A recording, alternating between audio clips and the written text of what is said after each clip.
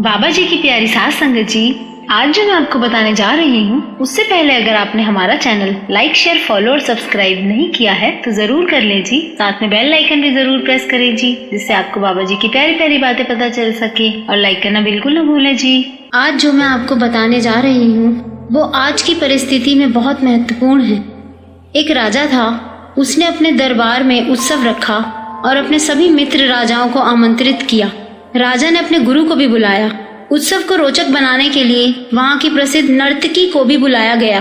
पूरी रात उत्सव चलता रहा और नृत्य भी चलता रहा। क्योंकि उत्सव काफी देर तक चलता रहा तो नर्तकी के तबला वादक को नींद आने लगी। अचानक से नर्तकी की उस पर नजर पड़ी और वो घबरा गई कि अगर नृत्य रुका तो कहीं राजा को गुस्सा ना आ जाए और वो सजा दे देगा। तो तबला वादक को जगाने के लिए नर्तकी ने दोहा पढ़ा। ये ऐसा दोहा है जिसे सुनकर आप भी हैरान हो जाएंगे कि इस दोहे ने किस किस की जिंदगी खराब होने से बचा ली। दोहा ये है, बहु बीती थोड़ी रही, पल पल गई बिताए, एक पल के कारणे न कलंक लग जाए।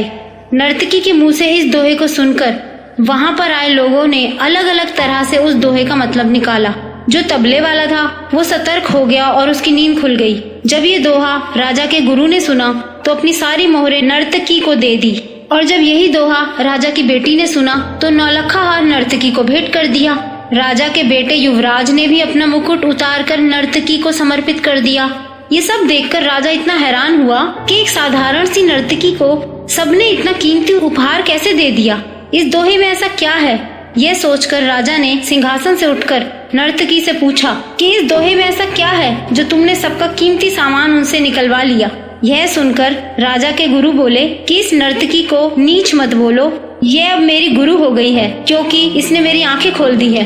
इस दोहे से मुझे एहसास हुआ कि ये मुझे कह रही है। मैं सारी उम्र जंगलों में भक्ति करता रहा और आखिरी समय में नर्तकी का नृत्य देखकर अपनी साधना नष्ट करने चला आया। मैं वापस अपने धाम जा रहा हूँ, मेरी आंखें खुल गई हैं।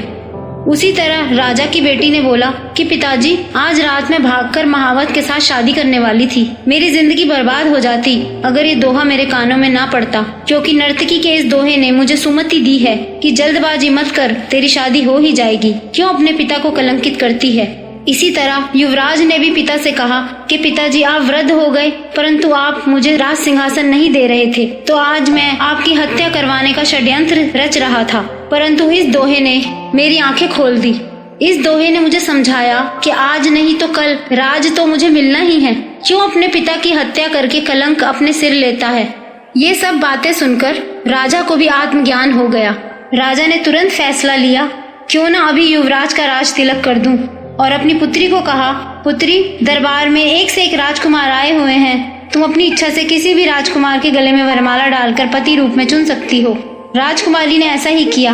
अब राजा सब त्याग कर जंगल में गुरु की शरण में चला गया। इससे हमें यही सीख मिलती है कि हमें मालिक का सिमरन कभी नहीं भूलना चाहिए और गुरु बिना कोई गति नहीं है। एक गुरु ही है जो हमारी जिंदगी में बड़ा बदलाव ला सकते हैं।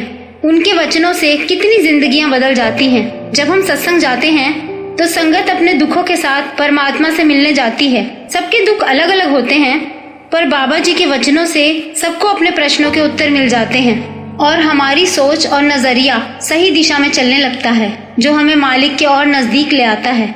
तो बाबा जी की बहुत ही प्यारी सास संगत जी, अगर आपको ये वीडियो अच्छा लगा हो तो लाइक जरूर करना जी, और इस वीडियो को ज्यादा से ज्यादा शेयर करना, जिससे आपके अपनों को बाबा जी की ये प्यारी नसीहत पहुंच सके। और इस चैनल को सब्सक्राइब भी जरूर करना जी।